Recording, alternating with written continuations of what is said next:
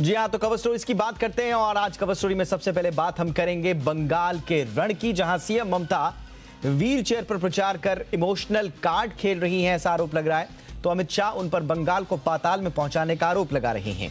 इन बातों से किसे होगा फायदा, किसे नुकसान, इस पर करेंगे बात। साथ ही बात होगी एंटीलिया केस की, इंस्टा स्टोरी की, और तीसरी कवर स्टोरी में हम बात करेंगे बाटला हाउस एनकाउंटर केस की, और इसके अलावा हम आपको दिखाएंगे कोरोना के कमबैक की कहानी भी। तो आइए शुरू करते हैं आज की कवर स्टोरी नंबर 1।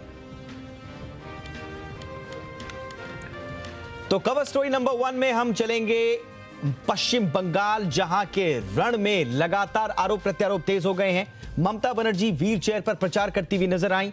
इधर अमित शाह ने भी आज रैलियों में मोर्चा संभाला और ममता बनर्जी पर बोला जबरदस्त हमला। ममता बनर्जी कहती नजर आई कि वो घायल शेरनी है, और जब शेर घायल होता है तो ज्यादा नुकसान देता है, ज्यादा खतरनाक होता है।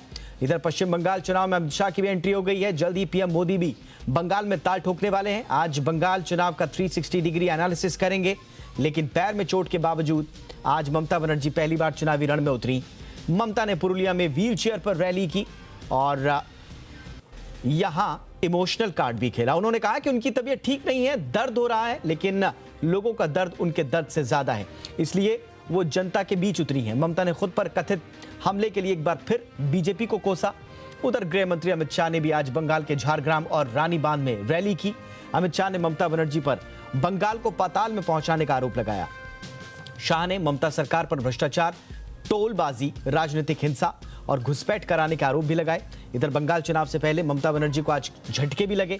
टीएमसी विधायक देवश्री रॉय ने पार्टी से इस्तीफा दे दिया। आगे इस पर विश्लेषण करेंगे कि कौन कौन ममता का साथ छोड़ गया। इधर हल्दिया के पूर्व चेयरमैन श्यामल कुमार अध्यक्ष सहित कई काउंसलर्स ने बीजेपी ज्वाइन कर ली। माफ कीजिएगा, सभी को प्रदेश बीजेपी अध्यक्ष मुकुल रॉय ने पार्टी की सदस्यता दिलाई। और इस बीच पश्चिम बंगाल की सियासत में आज शक्ति प्रदर्शन का वाला सोमवार रहा। एक तरफ ममता बनर्जी व्हील चेयर की राजनीति से सहानुभूति लेती नजर आई, तो दूसरी तरफ बीजेपी ने अपने 4 सांसदों को चुनावी मैदान में उतारा है। ये 4 सांसद हैं स्वप्नदास गुप्ता, जो कि हुगली के तारकेश्वर से चुनाव लड़ेंगे। बाबुल सुप्रिया को टॉलीगंज से टिकट दिया गया है। लॉकेट चटर्जी को हुगली के चुचुरा से उम्मीदवार बनाया गया है और सांसद निशित प्रमाणिक को दिनहाटा से टिकट दिया गया है। तो इस तरह से पश्चिम बंगाल में आज रहा चुनावी संग्राम का एक और गर्मा गर्म दिन।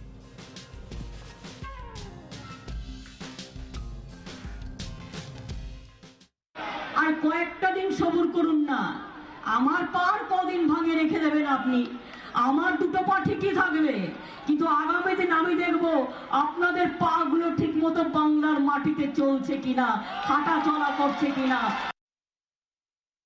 दीदी, आपके पैर में चोट आई, आप इतनी आहत हो गई हो, बहुत दुखी हो गई हो, व्हील चेयर में घूमती हैं, मगर मैं उनको पूछना चाहता हूं, मेरे 130 कार्यकर्ता जिनकी जान आपकी राजनीतिक हिंसा ने ली है, उनकी माताओं का दर्द आप जानती है?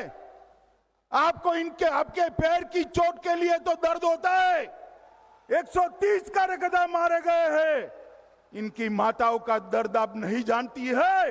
बंगाल की जनता इस बार 130 राजनीतिक हत्याओं का आपको बैलेट के मशीन के अंदर आपको उसका जवाब मिलने वाला है। चलिए, तो आरोप प्रत्यारोप के बीच आज ममता बनर्जी को एक और झटका लगा है। उनके एक विधायक ने पार्टी छोड़ दी है और बीजेपी का दामन थामा है कई सारे नेताओं ने। जरा देखते हैं कि बीते कुछ दिनों में या जब से चुनाव की शुरुआत हुई है, ममता बनर्जी को कितने लोगों ने बाय बाय कहा है, उनकी पार्टी छोड़कर कौन कौन गए हैं।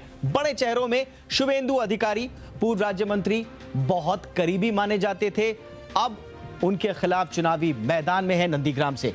राजीव बनर्जी, एक और मंत्री जो कि छोड़ गए ममता बनर्जी का साथ। तो क्या इन सब लोगों के छोड़े जाने से ममता बनर्जी को कमजोर हुई है, या फिर उन्हें सहानुभूति वाला जो कार्ड ममता खेल रही है, उन पर आरोप लग रहे हैं, उसमें इजाफा होगा। प्रबीर घोषाल विधायक जिन्होंने पार्टी छोड़ी, ममता बनर्जी का साथ छोड़ा। एक और पार्थसारथी चट्टोपाध्याय जो कि पूर्व विधायक, इन्होंने भी ममता बनर्जी का साथ छोड़ा।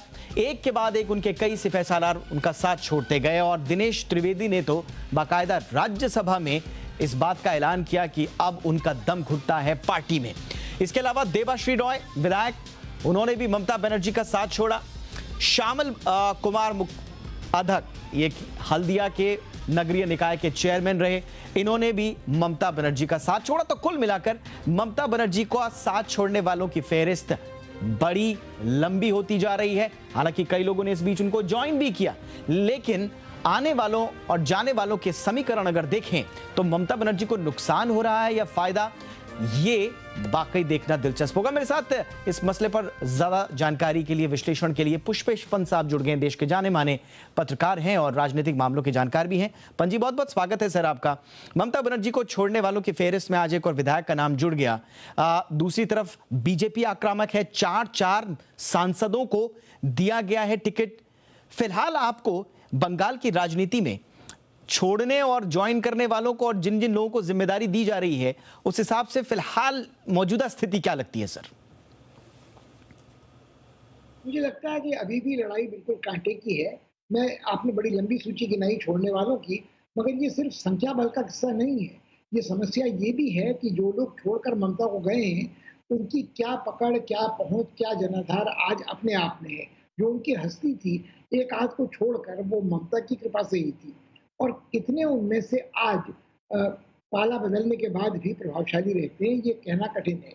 दूसरी ओर, जहां आपने कहा कि 4 सांसदों को उतारने की जरूरत और कुछ विधायकों को उतारने की जरूरत भाजपा को पड़ी है, उससे ये भी स्पष्ट होता है कि जो उसकी प्राथमिक सूची है उम्मीदवारों की, उसमें ऐसे निश्चित रूप से विजयी होने वाले, तृणमूल को धूल चटाने वाले का विधायक उम्मीदवारों की कमी है, ताकि उन्हें स्वपन दासगुप्ता जैसे व्यक्ति को उतारना पड़ रहा है। स्वपन दासगुप्ता बौद्धिक व्यक्ति हैं, राज्यसभा में गए हैं, चुनावी उठापटक का उनको उस तरह का कोई अनुभव नहीं है, यदि उनको उतारना पड़ रहा है तो मुझे लगता है कि कहीं न कहीं ये वो आश्वस्त करना चाहते हैं बंगाली मतदाता को कि वो सिर्फ बाहुबली नहीं है, वो सिर्फ दल बदल में माहिर नहीं है, उनके पास कुछ बौद्धिक उम्मीदवार भी हैं। मगर ये देखना होगा कि स्वपन दासगुप्ता कितनी सफलता हासिल कर पाए। पुष्पेश जी, ममता बनर्जी पर बार बार ये आरोप लग रहे हैं कि वो व्हील चेयर पर आकर सहानुभूति बटोरना चाहती हैं। क्या वाकई में सहानुभूति की कोई बात या कोई लहर या ममता के पक्ष में जाती हुई ये चोट देखते हैं आप? देखिए, इसका नुकसान तो कम से कम ममता को नहीं हो सकता है कि जो ममता के पक्षधर समर्थक हैं, वो तो ये मानने को तैयार नहीं होंगे कि ममता ने नौटंकी रचाई है, ममता ने अपने आप को चोट पहुंचाई है। और चुनाव आयोग ने जिस तरह से दंडित किया है उनके सुरक्षा कर्मचारी, जो प्रमुख अफसर थे उनको, जो आईजी स्तर के थे, कि वो खुद एक बुलेट प्रूफ गाड़ी में चल रहे थे और उन्होंने कोताही बरती है प्रोटोकॉल का निर्वाह करने में, तो कहीं न कहीं ममता को सीधे इस साजिश का जिम्मेदार तो नहीं ठहराया जा सकता कि उन्होंने खुद को चोट पहुंचाई हो और अब सहानुभूति बटोर रही हो। वो सज्जन मुअत्तल भी हो गए हैं जो पुलिस के आईपीएस कर्मचारी सीरियस थे। तो ये चुनाव आयोग ने बहुत तुरंत कार्रवाई की है। और भले ही ममता का ये आरोप खारिज हो जाए कि ये हमला उनके ऊपर प्रायोजित था, भाजपा ने करवाया था, मगर दूसरी तरफ उतना ही स्पष्ट ये भी होता है कि ममता की सुरक्षा टीम में जो परिवर्तन हुए थे, कहीं न कहीं जिम्मेदारी उनकी थी। और वो चूंकि ममता पहली बार ये सहानुभूति का कार्ड नहीं खेल रही है तुर्क का पत्ता, जब एक बार उनका माकपा वालों ने उन पर भयंकर आक्रमण किया था, तभी वो पट्टियां बांधे चुनाव अभियान में उतरी थी। तो आज भी कहीं न कहीं महिला होने का, घायल होने का, बंगाल की लड़की होने का जो लाभ उनको स्वाभाविक लाभ है, वो मिलेगा ही मिलेगा। अमित भाई शाह उनके ऊपर जो आरोप लगा रहे हैं, उन्हें बंगाल को पाताल में पहुंचा दिया है, वो शायद वास्तविक भी हो, मगर उनका जो टोन है, बोलने का अंदाज है, जिसमें ये कहना कि अरे आपके पैर में दर्द हो रहा है तो क्या पता नहीं कैसे चोट लगी थी और आपने मेरे जो 135 कार्यकर्ता मारे गए थे उनके बारे में क्या किया आदि, तो वो जरूरत से ज्यादा आक्रामक तेवर भी मेरे ख्याल में कहीं न कहीं ममता को ही लाभ पहुंचाए। बिल्कुल, जरूरत से ज्यादा आक्रामक तेवर ममता बनर्जी पर बीजेपी के, लेकिन ये आक्रामक तेवर, ये आक्रमण बीजेपी को कितना फायदा या टीएमसी को कितना नुकसान देगा, ये देखने वाली बात होगी। बहरहाल आप हमारे साथ बने रहिए। आज की एक और बड़ा डेवलपमेंट, एक और बड़ी खबर को हमने कवर स्टोरी में शामिल किया है और यह खबर है बाटला हाउस एनकाउंटर से जुड़ी हुई। बाटला हाउस एनकाउंटर के दोषी आरिज खान को कोर्ट ने फांसी की सजा देने का फैसला दिया है। सोमवार को दिल्ली की साकेत कोर्ट में सजा पर बहस के बाद अदालत ने यह फैसला सुनाया। कोर्ट ने इस अपराध को rarest of the rare case माना है और आरिज खान को समाज के लिए खतरा बताया। एडिशनल सेशन जज संदीप यादव की अदालत ने दोपहर 12 बजे सजा पर बहस की शुरुआत करते हुए आरिज पर 11 लाख रुपए का जुर्माना भी लगाया। इसमें 10 लाख रुपए बाटला हाउस एनकाउंटर के दौरान शहीद हुए दिल्ली पुलिस में इंस्पेक्टर मोहन चंद शर्मा के परिवार को दिए जाएंगे। इस पूरे मामले पर अब राजनीति भी तेज हो गई है, इसका विश्लेषण भी करेंगे, लेकिन आपको बताते हैं कि यह पूरा मामला दरअसल था क्या, इसका 360 डिग्री एनालिसिस करते हैं। दरअसल यह पूरा मामला जुड़ा है 2008 में दिल्ली में हुए बम धमाकों से। 13 सितंबर 2008 को दिल्ली में 5 जगहों पर बम धमाके होते हैं। कनॉट प्लेस में 2, ग्रेटर कैलाश के एम ब्लॉक मार्केट में 2 और 1 गफ्फार मार्केट में। धमाका हुआ, 30 से ज्यादा लोगों की जानें गई। धमाकों में इंडियन मुजाहिदीन का नाम सामने आता है। फिर तफ्तीश शुरू होती है। 19 सितंबर को जामिया के बटला इलाके में आतंकियों के छिपे होने की सूचना पुलिस को मिलती है। बाटला हाउस इलाके की L18 बिल्डिंग, फ्लैट नंबर 108, यहां आरिज खान समेत 4 लोग मौजूद होते हैं। पुलिस पहुंचती है तो दोनों ओर से भीषण गोलीबारी होती है। आतंकियों आतिफ अमीन और मोहम्मद साजिद को पुलिस मार गिराती है, जबकि आरिज समेत बाकी फरार हो जाते हैं। इस मुठभेड़ में स्पेशल सेल के इंस्पेक्टर मोहन चंद शर्मा गोली का शिकार होते हैं और बाद में वो शहीद हो जाते हैं। इसके बाद जनवरी 2010 में आरोपी शहजाद यूपी से अरेस्ट होता है, मुकदमा चलता है। जनवरी 2013 को शहजाद अहमद को उम्र कैद की सजा हो जाती है। इसके बाद फरवरी 2018 का वो दिन जब नेपाल से आरिज खान को गिरफ्तार कर लिया जाता है। 10 साल तक आरिज फरार रहा। 8 मार्च को कोर्ट उसे दोषी करार देती है। 15 मार्च यानी कि आज 2021 आरिज खान को कोर्ट से सजाए मौत का ऐलान किया जाता है। आरिफ पर सिर्फ यही आरोप नहीं थे, अपने साथियों के साथ मिलकर साल 2007-8 में जयपुर, अहमदाबाद, सूरत और दिल्ली में बम धमाकों की योजना बनाने और धमाके करने का भी आरोप है। इन बम धमाकों में कहा जाता है 165 लोगों की मौत हुई, 535 के आसपास घायल हुए। लेकिन इस पूरे मसले पर अब राजनीति शुरू हो गई है। 2008 के बटला हाउस एनकाउंटर के बाद लगातार बीजेपी हमलावर है।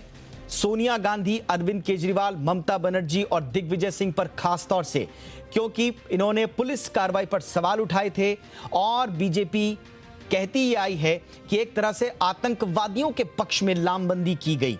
अब बीजेपी कह रही है कि कांग्रेस को और इन तमाम नेताओं को राष्ट्र से माफी मांगनी चाहिए।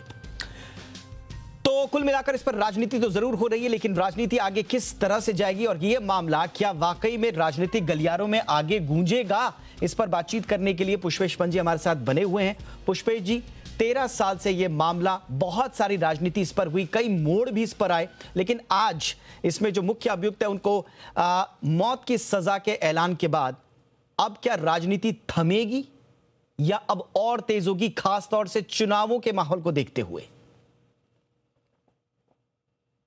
देखिए, मेरा मानना है कि चुनावी राजनीति निश्चित रूप से इस मामले को गरमाएगी, मगर जहां तक इस मामले का प्रश्न है, हमें शायद जिसे अंग्रेजी मुहावरे में क्लोजर कहते हैं, वो कहीं ना कहीं स्वीकार करना चाहिए।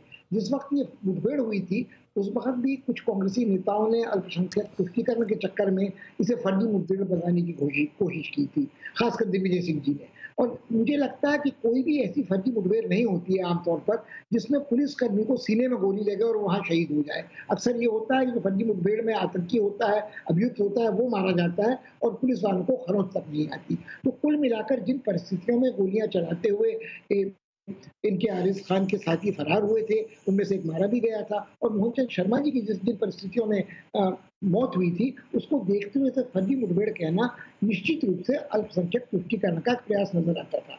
यहाँ तक भाजपा की बात अपनी जगह पर बिल्कुल सही है। और जहाँ तक अदालत ने एक बार गिरफ्त में आने के बाद आरिज खान को बहुत जल्दी सारे साक्ष्यों पर विचार करने के बाद फांसी की सजा सुनाई है, वो शायद उसको गलत सिद्ध करना बड़ा कठिन होगा। सेशन अदालत ने फैसला सुनाया है, हाईकोर्ट से इसकी पुष्टि होगी और भारत में जो कानून का राज है उसको देखते हुए अपील का पूरा प्रावधान है। इसकी शायद याचिका हाईकोर्ट में भी जाएगी, फिर सुप्रीम कोर्ट तक भी पहुंच सकती है। कहीं ना कहीं जो असली राजनीति चिंताजनक है वो ये है कि ये कहना शुरू कर दिया जाएगा कि अल्पसंख्यक यदि कोई अभियुक्त होता है तो उसको तो रेयरेस्ट ऑफ रेयर केस कहकर सजा दे दी जाती है, मगर यदि कोई बहुसंख्यक समाज का सदस्य किसी ऐसे जघन्य अपराध का अभियुक्त होता है या उसे आरोपी होता है तो सत्तारूढ़ सरकार या तो मामले वापस ले लेती है या अपनी राजनीतिक पहुंच, पकड़ और समर्थन के कारण ऐसा व्यक्ति दंडित नहीं हो पाता है। तो कहीं ना कहीं ये चुनौती सरकार के सामने रहेगी कि इस दुष्प्रचार का कोई लाभ भारत के अहित में न हो सके। तो यदि ऐसे कोई अन्य मामले सामने हैं जिनमें बहुसंख्यक समाज का कोई सदस्य आतंकवादी या जघन्य अपराध का आरोपी है तो उसके मामले में न्याय इतनी तेजी से किया जाए। बहुत बहुत शुक्रिया पुष्पेशपन जी इस तमाम विश्लेषण के लिए, इन दोनों खबरों पर महत्वपूर्ण विश्लेषण के लिए आपका बहुत बहुत शुक्रिया। और ये थी हमारी आज की दूसरी कवर स्टोरी और अब आज एक और महत्वपूर्ण कवर स्टोरी की बात करते हैं, आपको समझाते हैं पूरा मसला। और ये मसला जुड़ा है एंटीलिया केस से। जी हाँ, कवर स्टोरी में बात सचिन वाजे की, जो महाराष्ट्र के एक जमाने में सुपर कॉप हुआ करते थे, लेकिन इनके करियर का उतार चढ़ाव और एक के बाद एक होते जा रहे इनके ऊपर खुलासों से आप चौंक भी जाएंगे। एंटीलिया केस में नाम आने के बाद से अब ये खलनायक बनते जा रहे हैं। आज एंटीलिया केस का 360 डिग्री एनालिसिस होगा। सबसे पहले आपको बताते हैं पूरी खबर। तो देखिए, खबर यह है कि एंटीलिया के बाहर मिले विस्फोटकों से भरे कार मामले में मुंबई पुलिस ने सचिन वाजे को सस्पेंड कर दिया है। आज महाराष्ट्र के मुख्यमंत्री उद्धव ठाकरे और एनसीपी चीफ शरद पवार के बीच बैठक हुई। इसके बाद सचिन वाजे को सस्पेंड करने का आदेश जारी हुआ। माना जा रहा है कि इसी बैठक में वाजे को सस्पेंड करने का फैसला हुआ। आपको बता दें कि सचिन वाजे को शनिवार रात एनआईए ने गिरफ्तार किया था। अब एनआईए उन्हें पीपी किट पहनाकर क्राइम सीन रिक्रिएट करेगी। 25 फरवरी को पीपी किट पहने एक व्यक्ति का सीसीटीवी वीडियो सामने आया था। इसमें वो एंटीलिया के बाहर खड़ी विस्फोटकों से भरी स्कॉर्पियो के पास से गुजरता दिखा। एनआईए को शक है कि ये वही व्यक्ति है जिसने स्कॉर्पियो को अंबानी के घर के बाहर खड़ा किया। फिलहाल वाजे 25 मार्च तक एनआईए की कस्टडी में है, लेकिन कस्टडी में सचिन वाजे की तबीयत बिगड़ गई है। सीने में दर्द की शिकायत के बाद उन्हें अस्पताल में भर्ती कराया गया है। और खबर तो ये भी है कि उन्होंने कुछ मैसेजेस भी किए हैं गिरफ्त में आने से पहले, और उसमें उन्होंने कहा है कि अब जिंदगी को खत्म करने का वक्त आ गया है। कुछ ये भी खबरें हैं। लेकिन कैसे एक कॉप महाराष्ट्र की राजनीति का सेंटर बन गया, ये कहानी बड़ी दिलचस्प है। आपको बताते हैं कि सचिन वाजे का ये रिकॉर्ड क्या है ग्राफिक्स के जरिए, क्योंकि सचिन वाजे के इर्द गिर्द अब महाराष्ट्र की राजनीति घूमती हुई नजर आ रही है। आइए आपको दिखाते हैं ग्राफिक्स के जरिए सचिन का पूरा सफरनामा, किस तरह से उतार चढ़ाव भरा इनका करियर रहा और राजनीतिक साठगांठ किस तरह से सामने आई। 1990 बैच के ये पुलिस अधिकारी हैं, नाम है सचिन वाजे, लेकिन पुलिस के साथ साथ पॉलिटिकल इनके कनेक्शंस भी सामने आते गए। पहली पोस्टिंग एसआई के तौर पर गढ़चिरौली में वाजे की हुई थी, एसआई जब ये बने थे। इसके बाद इनका करियर आगे बढ़ा। 2002 में घाटकोपर बम धमाके के आरोपी की हत्या का इन पर आरोप लगा। तेज तर्रार ऑफिसर माने जाते हैं, एनकाउंटर स्पेशलिस्ट माने जाते हैं। 3 मार्च 2004 को कस्टडी में मौत केस में ये सस्पेंड हो जाते हैं। जी हां, पहले 2004 में ये सस्पेंड हो जाते हैं। अब ये कह रहे हैं कि 2004 का मामला भी उनके ऊपर फर्जी था। वाजे का दावा है कि औरंगाबाद ले जाते वक्त ये आरोपी फरार हुआ था, इस केस से मेरा कोई लेना देना नहीं है, लेकिन इन्हें सस्पेंड किया गया और 17 साल तक वाजे सस्पेंड रहते हैं। बॉम्बे हाई कोर्ट के आदेश पर केस में सीआईडी जांच भी हुई थी और उसके बाद लगातार वाजे सस्पेंड रहे। सीआईडी जांच में कस्टोडियल डेथ का खुलासा हुआ था और यही वजह थी कि 2004 केस के बाद पूरी तरह से शिकंजे में वाजे घिर गए थे और यह लगा कि अब वाजे का करियर वापस पटरी पर नहीं आएगा। 2007 में सचिन वाजे ने मुंबई पुलिस से इस्तीफा भी दे दिया था और उसके बाद बाकायदा पॉलिटिक्स ज्वाइन भी की थी। 2008 में दशहरा रैली में शिवसेना में, यही वो कनेक्शन है जो बीजेपी बार बार दोहराती है, शिवसेना में बाकायदा शामिल हुए दशहरा रैली में। 6 जून 2020 को दोबारा पुलिस फोर्स ज्वाइन कर लेते हैं वाजे। यही है ट्विस्ट कि एक बार पुलिस से बाहर होने पर, सस्पेंड होने पर, 17 साल बाहर होने पर कैसे एक पुलिस अधिकारी की दोबारा बहाली होती है। 63 से ज्यादा एनकाउंटर्स में सचिन के हाथ या उनके शामिल रहने की बात सामने आती रही है। एक जमाने में एनकाउंटर स्पेशलिस्ट की भूमिका। बीजेपी ने शिवसेना से वाजे की नियुक्ति पर तमाम सवाल उठाए और जब से एंटीलिया केस सामने आया उसके बाद से तो वाजे पूरी राजनीति के केंद्र में आ गए और अब वाजे सस्पेंड हो चुके हैं एक बार। अब इस पूरे मामले को समझाने के लिए राजीव रंजन मेरे सहयोगी मेरे साथ जुड़ चुके हैं। राजीव, बड़ी दिलचस्प कहानी है सचिन वाजे की, लेकिन आज ये बताइए, आज जो मीटिंग हुई है शरद पवार के साथ और अचानक से ये फैसला ले लिया गया। 1-2 दिन पहले बचाव किया जा रहा था, संजय राउत तो कहते थे कि ईमानदार पुलिस अधिकारी हैं और अब सस्पेंड कर दिए जाते हैं। ये बीच की कहानी क्या हुई? देखिए दीपक, सबसे पहले सचिन वाजे को समझने के लिए, यानी इस मामले को समझने के लिए बैकग्राउंड को भी समझना जरूरी है। जिस तरीके से सचिन वाजे 1990 में पुलिस फोर्स को ज्वाइन करते हैं, पुलिस फोर्स को ज्वाइन करने के साथ साथ ही गढ़चिरौली नक्सल प्रभावित इलाकों में काफ़ी दिनों तक रहते हैं। वहाँ से सचिन वाजे सीधे आते हैं थाने पुलिस कमिश्नरी में आते हैं और वहाँ उन्हें मुमरा पुलिस का इंचार्ज बनाया जाता है। उस दौरान जो जैसे एक्सटॉर्शन सेल जो बना था, उसको एंटी एक्सटॉर्शन सेल जो बना था, उसमें सचिन वाजे की पोस्टिंग होती है। सचिन वाजे जब इस इलाके में आते हैं तो तकरीबन 63 इनकाउंटर किए हैं, यानी 63 नामजद अपराधियों को उन्होंने मार गिराया है। ये इनकाउंटर सचिन वाजे के नाम है। अब सचिन वाजे के बारे में और आगे एक सिलसिला मैं बता दूं कि सचिन वाजे ये वो व्यक्ति थे, जब मोबाइल फ़ोन इंटरसेप्शन की बात हुई थी, सचिन वाजे ने ही इस बात को आगे बढ़ाया था और मोबाइल फ़ोन इंटरसेप्शन किया था, जिसे अपराधियों पर पूरी तरह से उन्होंने नकेल कसने की बात कही थी। इसके अलावा सचिन वाजे के जिम्मे एक और कारनामा ये कहा जा गया है कि जब जो क्रेडिट कार्ड फ्रॉड होता था, जो क्रेडिट कार्ड फ्रॉड होता था खासकर विदेशों से, उस मामले में उसे सुलझाया गया था। जैसे ही सचिन वाजे पर आरोप लगा था 2004 में कस्टोडियल डेथ ख्वाजा यूनुस के बाद, इसके बाद सचिन वाजे सस्पेंड कर दिए गए थे। लेकिन इसी दौरान सचिन वाजे ने कई अलग अलग चीज़ों पर अपनी बातें कही थी, कई अलग अलग प्लेटफॉर्म पर अपनी बात कही थी।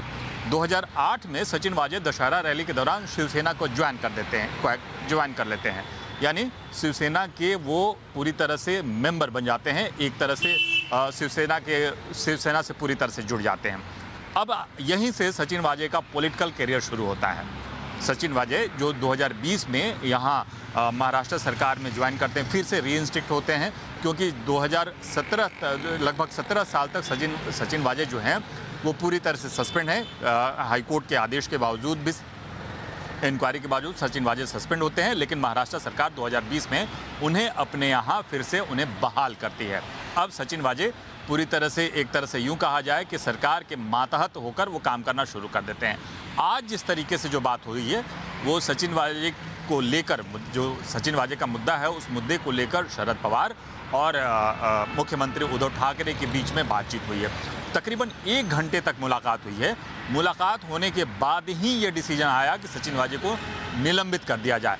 हालांकि सचिन वाजे के पक्ष में कई बार ये बात कही गई, जिस तरीके से संजय राउत ने भी बात कही कि इसकी जांच पुलिस कर रही थी, पुलिस इस जांच में आगे बढ़ती और इसके बाद अगर दोषी होते तो पुलिस किसी का पक्ष नहीं लेती, पुलिस उनको सजा करती। लेकिन अब ये देखें कि आखिर इस मामले में एनआईए क्या आना क्यों किस तरीके से पड़ा, क्योंकि जिस तरीके से जाना जाता है कि सचिन वाजे गिज़्मो फ्रेंडली, यानी इलेक्ट्रॉनिक और बाकी सारी चीज़ों की बहुत जानकारी रखते हैं और किसी भी केस तक जाने के लिए कई सारे चीज़ अलग अलग उपकरण इस्तेमाल भी करते हैं। सचिन वाजे के बारे में ये भी प्रचलित है कि जहां वो जाते हैं अपने साथ ऐसे गजट लेके चलते हैं जो कहीं और नहीं होते हैं, और ख़ास करके इस क्राइम सीन रिकॉर्डिंग और बाकी सारी चीज़ों के लिए वो जाने जाते हैं। यहीं से आज शुरुआत हुई, जिस तरीके से सचिन वाजे ने गिरफ्तारी के पहले ये कहा था कि अब बहुत हो चुका, अब जीवन को समाप्त करने का समय आ गया है। इस मामले में कई बार एनआईए को ये बात लगी जरूर कि इस मामले की जांच अगर तहकीकात की जाए तो कुछ और मामला सामने आ सकता है। लिहाजा सचिन वाजे की गिरफ्तारी हुई। सचिन वाजे ने आज सीने में दर्द की शिकायत की, जहाँ जेजे हॉस्पिटल में उन्हें ले जाकर इलाज कराया गया, लेकिन बाद में फिर उन्हें सचिन वाजे को एनआईए ने ही गिरफ्तार किया। अब सबसे बड़ी बात है कि आखिर इस मामले में जिस तरीके से शरद पवार और मुख्यमंत्री की बातचीत हुई है, इसके बाद आखिर क्या आन पड़ी कि उन्हें निलंबित किया गया।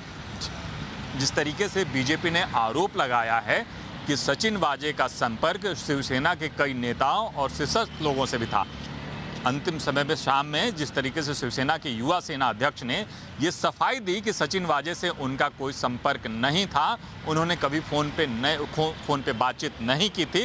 और आरोप प्रत्यारोप के बीच में सचिन वाजे से पूछताछ में क्या एंगल निकल कर आते हैं। फिलहाल तो उनकी तबीयत ठीक नहीं है, लेकिन आगे एनआईए की पूछताछ में क्या खुलासा होता है, इस पर पूरे देश की निगाहें अब हैं, क्योंकि सचिन वाजे का ट्रैक रिकॉर्ड न सिर्फ दिलचस्प है बल्कि चौंकाने वाला, आंख खोलने वाला भी है। बहुत बहुत शुक्रिया इस तमाम जानकारी के लिए आपका। और अब आगे बढ़ते हैं फटाफट से देश की एक और बड़ी कवर स्टोरी, बात कोरोना के कमबैक की। जी हां, देश में कोरोना का एक बार फिर से कमबैक हुआ है और बेकाबू हालत में नजर आ रहा है। बीते 24 घंटे में देश में 26,291 नए कोरोना के केस सामने आए हैं। 118 लोगों की मौत हुई है। देश में कोरोना के सबसे ज्यादा मामले महाराष्ट्र से आ रहे हैं। बीते एक दिन में 16,000 से ज्यादा कोरोना के केस। एक्टिव केसेस की बात करें तो 2,19,000 के पार अब एक्टिव केसेस की संख्या, जबकि महाराष्ट्र में अभी 1,26,000 से ज्यादा एक्टिव केसेस हैं। नागपुर में आज से 21 मार्च तक का लॉकडाउन लगा दिया गया है। धुले में भी बुधवार सुबह 6 बजे तक जनता कर्फ्यू लगाया गया है। महाराष्ट्र में अब तक कोरोना की वजह से 52,000 से ज्यादा मरीजों की मौत हुई है। जिन राज्यों में कोरोना के केस बढ़ रहे हैं उनमें महाराष्ट्र, पंजाब, कर्नाटक, गुजरात, तमिलनाडु शामिल हैं। इन 5 राज्यों में देश के कुल 78% से ज्यादा केस सामने आ रहे हैं, जबकि अकेले महाराष्ट्र से ही 63% से ज्यादा नए मामले सामने आ रहे हैं। मध्य प्रदेश में भी मामले बढ़ रहे हैं। एक दिन में 743 नए केसेस। इंदौर, भोपाल, जबलपुर में कोरोना के नए मामले। सीएम शिवराज सिंह चौहान ने राज्य में नाइट कर्फ्यू लगाने पर विचार करने की बात भी कही है। दूसरी तरफ वैक्सीनेशन भी चल रहा है, लेकिन कोरोना घटने की जगह बढ़ता जा रहा है। इसकी वजह क्या है और यह आगे किस तरह से इसमें रुख दिखाई देगा, इस पर विश्लेषण करने के लिए मेरे साथ जाने माने स्वास्थ्य विशेषज्ञ और मैक्स हेल्थ केयर के कंसल्टेंट डॉक्टर मनोज कुमार मौजूद हैं। डॉक्टर मनोज, बहुत बहुत स्वागत है सर आपका। अभी तक का ट्रैक रिकॉर्ड, आपके एनालिसिस क्या है? लगभग हालात वही नजर आ रहे हैं सर जो मार्च 2020 के थे। क्या हम इससे बुरी स्थिति में आगे जा रहे हैं या आपको लगता है कि नहीं अभी मौका है, ये कहना जल्दबाजी होगी, शायद कोरोना कंट्रोल में आ जाए?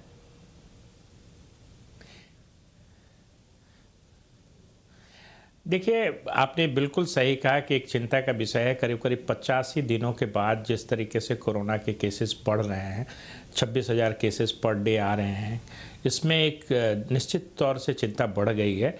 और ये जो स्ट्रेन है, ये नया स्ट्रेन है, म्यूटेंट स्ट्रेन है। अभी दिल्ली से रिपोर्ट हुआ कि एक साउथ अफ्रीकन स्ट्रेन जो है वो LNGP में सस्पेक्टेड है। और आपने देखा होगा कि नए स्ट्रेन में एक खासियत है कि उसकी ट्रांसमिसिबिलिटी करीब करीब 70% ज़्यादा होती है। और साउथ अफ्रीकन स्ट्रेन जो है वो एक ऐसा स्ट्रेन है जो कि यंग और विदाउट कोमॉर्बिडिटी वाले लोगों को भी, यंग पॉपुलेशन भी इससे अफेक्ट हो जाता है। तो निश्चित तौर पे जो 5 राज्यों का आंकड़ा दिया, जिसमें खास करके मैं महाराष्ट्र की बात करूंगी कि जहां 2 और स्ट्रेन हैं ऐसे जो कि वेरिएंट हैं, मतलब म्यूटेंट स्ट्रेन है, उनका वहाँ पाया गया है। जो भी हो, टीकाकरण का अभियान हमने 16 जनवरी को शुरू किया। आज तक करीब करीब 3 करोड़ लोगों को टीका लग गया। बट महाराष्ट्र में जो शुरू में टीकाकरण था वो भी कम हुआ। लोगों ने कोविड अप्रोप्रिएट बिहेवियर छोड़ दिया और कहीं ना कहीं कोई एक विफल होने का कारण तो ज़रूर होगा। तो एक तरह से आप मान सकते हैं कि एक सेकेंड वेव की शुरुआत हो गई है। ये सेम है, म्यूटेंट वेरिएंट है, क्योंकि 2 तरह के चेंजेस वायरस कंटिन्यूअसली म्यूटेट करते रहते हैं। एंटीजेनिक ड्रिफ्ट और शिफ्ट, जो माइनर म्यूटेशन होता है उसको ड्रिफ्ट करते हैं। मैं आपसे पूछना चाहूंगा, आपने बड़ी बात कही कि सेकेंड वेव की ये शुरुआत हो चुकी है, बट मैं क्विकली आपसे पूछना चाहूंगा, जिस हिसाब से वैक्सीनेशन की स्पीड है, क्या ये कहीं किसी पॉइंट पर मिलेंगे बढ़ते हुए मामले और वैक्सीनेशन के बढ़ते मामले, और उसके बाद क्या कोई राहत की तस्वीर आने वाले वक्त में वैक्सीनेशन को देखते हुए देखते हैं आप?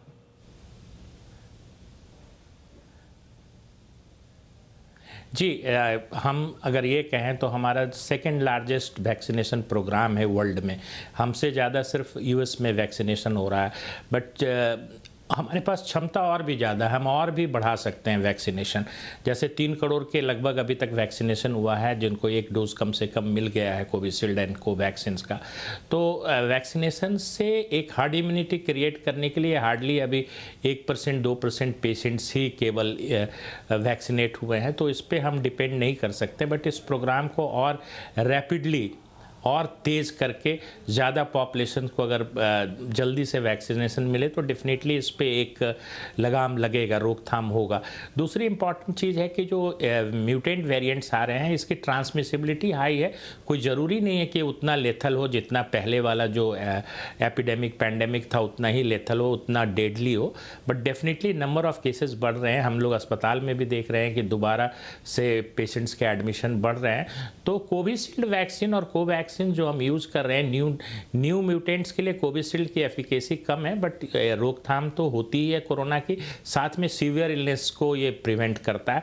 तो डेफिनेटली वैक्सीनेशन को बढ़ा म्यूटेशन पर तो ध्यान रखना ही है, म्यूटेंट्स पर जो नए म्यूटेशन वाले वायरस है उन पर तो ध्यान रखना ही है, साथ ही साथ में वैक्सीनेशन प्रोसेस को भी और तेजी से बढ़ाना होगा। और इन सब के बीच हमें कोविड अप्रोप्रिएट बिहेवियर को वापस से अपनी जिंदगी में उसी शिद्दत से उतारना होगा जिस शिद्दत से हमने पिछले साल ये अपनाया। बहुत बहुत शुक्रिया डॉक्टर मनोज इस तमाम जानकारी के लिए, इस विश्लेषण के लिए आपका। और अब बड़ी खबर एक और, सरकारी बैंकों के निजीकरण के खिलाफ कर्मचारी यूनियंस ने आज से 2 दिन का हड़ताल का ऐलान किया है। हड़ताल के चलते आज सरकारी बैंकों में कामकाज नहीं हो पाया। United forum of bank unions की ओर से बुलाई गई हड़ताल में लाखों कर्मचारी शामिल हो रहे हैं। कर्मचारियों की मांग है कि किसी भी सरकारी बैंक को निजी हाथों में न सौंपा जाए, क्योंकि इससे कर्मचारियों की नौकरी खतरे में पड़ेगी। सरकार का दावा है कि कुछ सरकारी संस्थानों को चलाए रखने के लिए उनका निजीकरण बेहद जरूरी है और प्रधानमंत्री नरेंद्र मोदी ये साफ कर चुके हैं कि सरकार का काम कंपनी चलाना नहीं है और प्राइवेटाइजेशन अगर होता है तो एफिशिएंसी बढ़ती है। और कुछ लोगों को आज परेशानी भी हुई कि लोगों का बैंक हड़ताल को लेकर क्या कहना था, यह भी आपको सुनाते हैं।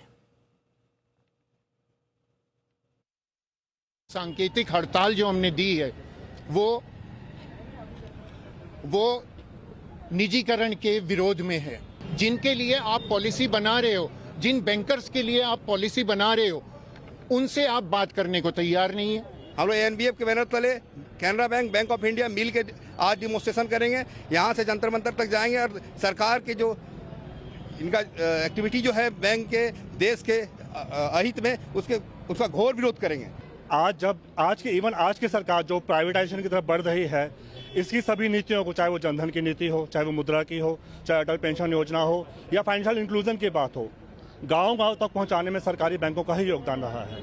आप प्राइवेटाइजेशन के बजाय पॉलिसी बनाओ, ऐसा एनपीए के लिए और रिकवरी के लिए वो सारी प्रोसेस बनाइए। बैंकों का निजीकरण है, ये पूरी तरह से पूंजीपतियों को बढ़ावा देने वाली ये उनका नया आयाम लाया गया है। और अब बात बाजार की। शेयर बाजार में जारी तेजी का फायदा उठाने के लिए इस हफ्ते आईपीओस की बहार है। इस हफ्ते 6 कंपनियों के आईपीओ में निवेश के मौके हैं और वरुण दुबे इस खबर पर ज्यादा जानकारी के साथ मेरे साथ जुड़ रहे हैं। बताइए वरुण, आईपीओस में कहां मोके? देखिए, इस हफ्ते तो आईपीओ की भरमार है मार्केट में। करीब 6 कंपनियां हैं जो बाजार में उतरी हैं, आईपीओ ला रही हैं जो, और ये कंपनियां जो है आईपीओ के जरिए करीब 4,500 करोड़ के आसपास जुटाने वाली है। तो काफ़ी सारा पेपर है जो इस हफ्ते बाजार में उतर रहा है। सबसे पहले अनुपम रसायन, 12 मार्च को इस कंपनी का आईपीओ खुला था, 16 तारीख को बंद होने वाला है और काफ़ी बेहतरीन सब्सक्रिप्शन इस कंपनी को मिला है। और देखिए, ये कंपनी जो है स्पेशलिटी केमिकल के कारोबार में है और आईपीओ के जरिए 750 करोड़ के आसपास ही जुटाने वाली है। क्राफ्टमैन ऑटोमेशन, इस कंपनी का आईपीओ जो है 15 तारीख को खुला, 17 मार्च को ख़त्म होने वाला है, बंद होने वाला है। जो प्राइस बैंड है 1488 से 1490 रुपये का है और 824 करोड़ के आसपास ये कंपनी जो है आईपीओ से जुटाने वाली है। और यहाँ पे जो ओएफएस है 674 करोड़ का है, फ्रेश इशू जो है करीब 150 करोड़ के आसपास का है। तीसरी कंपनी है लक्ष्मी ऑर्गेनिक्स। ये कंपनी जो है ये भी कहीं ना कहीं स्पेशलिटी केमिकल के कारोबार में है और 15 मार्च से 17 मार्च तक इस कंपनी का आईपीओ खुला रहेगा और कंपनी जो है करीब 600 करोड़ के आसपास इस पूरे आईपीओ से जुटाने की योजना बना रही है। अगली कंपनी काफ़ी इंटरेस्टिंग है और वो है कल्याण ज्वेलर्स। ये इस हफ्ते का सबसे बड़ा आईपीओ रहने वाला है क्योंकि ये कंपनी जो है आईपीओ के जरिए करीब 1100 करोड़ के आसपास जुटा रही है, 16 मार्च को आईपीओ खुलेगा, 18 मार्च को बंद होगा। 86 रुपीज़ से 87 रुपीज़ का प्राइस बैंड कहीं ना कहीं रखा गया है। और देखिए ये कंपनी ज्वेलरी सेगमेंट में काम करती है और इस आईपीओ को लेके लोगों में काफ़ी उत्साह है। अगला आईपीओ है सूर्योदय स्मॉल फाइनेंस बैंक। नाम से ही पता चलता है कि एक स्मॉल फाइनेंस बैंक है ये कंपनी। 17 मार्च को आईपीओ खुलेगा, 19 मार्च को खत्म होने वाला है और 583 करोड़ के आसपास एक कंपनी जो है इस आईपीओ से जुटाने वाली है। और सबसे आखिरी में लेकिन सबसे इंटरेस्टिंग आईपीओ यही है और वो है नज़ारा का। 17 तारीख को खुलेगा, 19 तारीख को बंद होगा। कंपनी करीब 580 करोड़ इस पूरे आईपीओ से जुटाने वाली है और इस आईपीओ को लेके लोगों में काफ़ी उत्साह है क्योंकि गेमिंग कारोबार में ये कंपनी है और कहीं ना कहीं इस कंपनी को लेके लोग काफ़ी कॉन्फिडेंट है कि आगे ग्रोथ स्टोरी काफ़ी बेहतर रहेगी। और जो प्राइस बैंड रखा गया है वो 1100 रुपये के आसपास का रखा गया है। तो ये 6 कंपनियां हैं जो इस हफ्ते आईपीओ के जरिए करीब 4,500 करोड़ के आसपास जुटाने वाली है। तो काफ़ी उत्साह है प्राइमरी मार्केट्स में इन आईपीओ को लेके। और आइए सुनते हैं जी बिजनेस के मैनेजिंग एडिटर अनिल सिंह भी आज खुले दोनों आईपीओ में से किस में पैसे लगाने की सलाह दे रहे हैं। अनुपम रसायन क्या करें? रिस्क लेने की जिनकी क्षमता है वो लोग आईपीओ में पैसा लगाएं या फिर आप बहुत लॉन्ग टर्म के लिए लगाएं। उनके लिए सेक्टर बढ़िया है, पहली चीज़ ये। दूसरी चीज़ जो अच्छी है कि रेवेन्यू ग्रोथ जो आई है इस साल वो 45% आई है। अब कहाँ से इतनी बड़ी 45% रेवेन्यू ग्रोथ आई है, वो सुपर है। तो वही वाली बात टू गुड टू बिलीव है। और पिछले 3 सालों में इन्होंने बड़ा एक्सपांशन प्लान किया है। तो एक्सपांशन प्लान जो किया उसका भी इम्पैक्ट आपको फाइनेंशियल में अगले समय में देखने को मिलेगा। लक्ष्मी ऑर्गेनिक्स क्या स्ट्रैटेजी होनी चाहिए सर इस पर? लक्ष्मी ऑर्गेनिक्स में आप लिस्टिंग गेन्स के लिए भी पैसा लगा सकते हैं और लॉन्ग टर्म के लिए भी। लिस्टिंग गेन्स में सब एमटीआर जैसे तोड़फोड़ लिस्टिंग गेन नहीं मिलेंगे, लेकिन ऐसा भी नहीं कि आप निराश हो। तो मेरा ये समझना है 40-50% के आसपास के लिस्टिंग गेन तो आसानी से मिल सकते हैं, कोई दिक्कत नहीं। उसमें उसकी रीज़न डीप ये कि वैल्यूशंस अट्रैक्टिव है।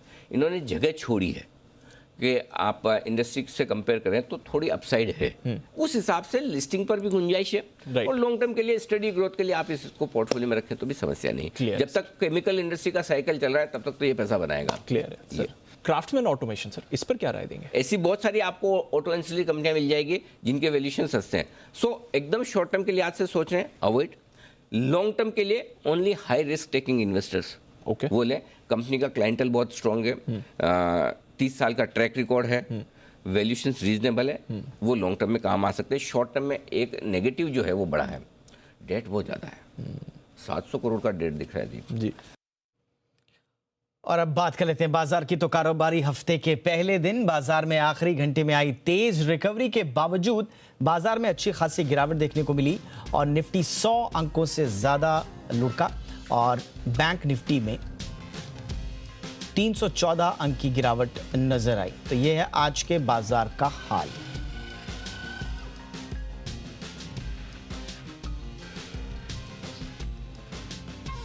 तो ये था हमारा आज का बाजार का हाल और इसके साथ साथ अब जरा ताजा अपडेट ले लेते हैं अमेरिकी बाजारों का। देखते हैं वहां से क्या संकेत मिल रहे हैं अगले ट्रेडिंग सेशन के लिए आपके लिए। डाउ जोन्स और नैस्डैक में कैसा कारोबार चल रहा है? तो डाउ जोन्स लगभग फ्लैट कारोबार करता हुआ नजर आ रहा है, हालांकि लाल निशान में दिखाई दे रहा है। नैस्डैक में ठीक ठाक तेजी, 29 अंकों की तेजी के साथ 13,349 के स्तर पर कारोबार करता हुआ नैस्डैक नजर आ रहा है।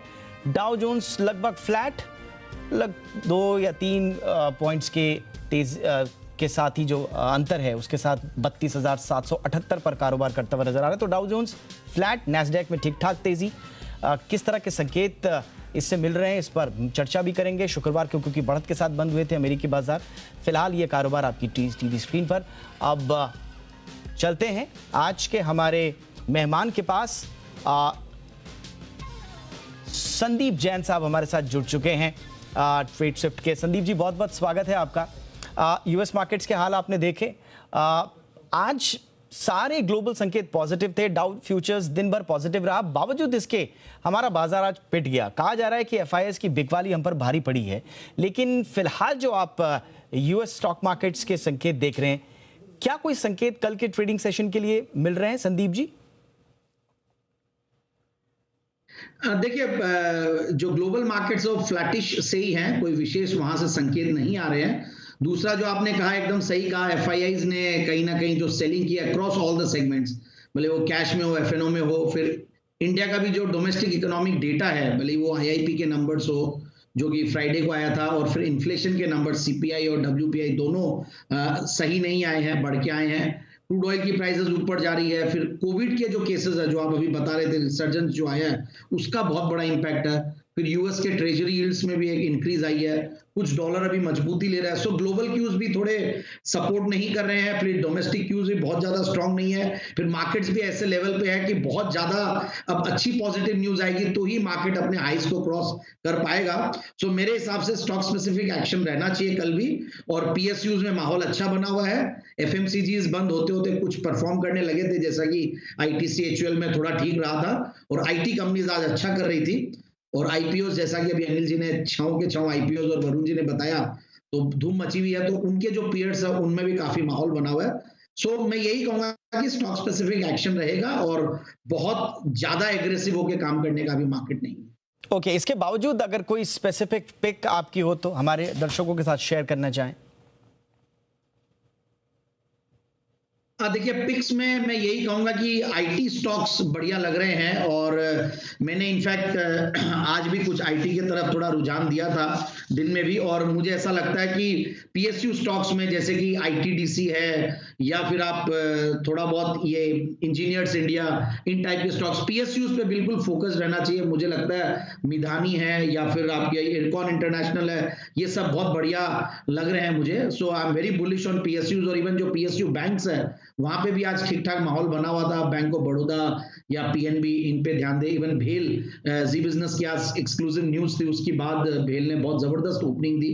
सो आई थिंक भेल पे भी ध्यान दिया जा सकता है। तो PSUs पर रखें आप लगातार नजर। ये है सलाह trade Swift broking private limited के डायरेक्टर संदीप जैन की। बहुत बहुत शुक्रिया संदीप जी, हमारे दर्शकों के लिए आज के एनालिसिस और कल की तैयारी करवाने के लिए। चलिए कुछ और खबरों पर नजर डालते हैं। MTR टेक की धमाकेदार लिस्टिंग हुई है। 575 इश्यू प्राइस के मुकाबले शेयर 1060 रुपए के ऊपर लिस्ट हुआ है, यानी करीब 85% प्रीमियम पर लिस्टिंग हुई है। जी बिजनेस के मैनेजिंग एडिटर अनिल सिंघवी ने इस IPO में बड़ी लिस्टिंग गेन के लिए पैसा लगाने की सलाह दी थी। अनिल सिंघवी ने यह भी कहा है कि जिन्हें यह शेयर मिला है उन्हें इसे अपने पास रखना चाहिए। MTR टेक प्रिसिजन इक्विपमेंट बनाने वाली कंपनी है। इसके पास ISRO और जैसे महत्वपूर्ण ग्राहक भी हैं।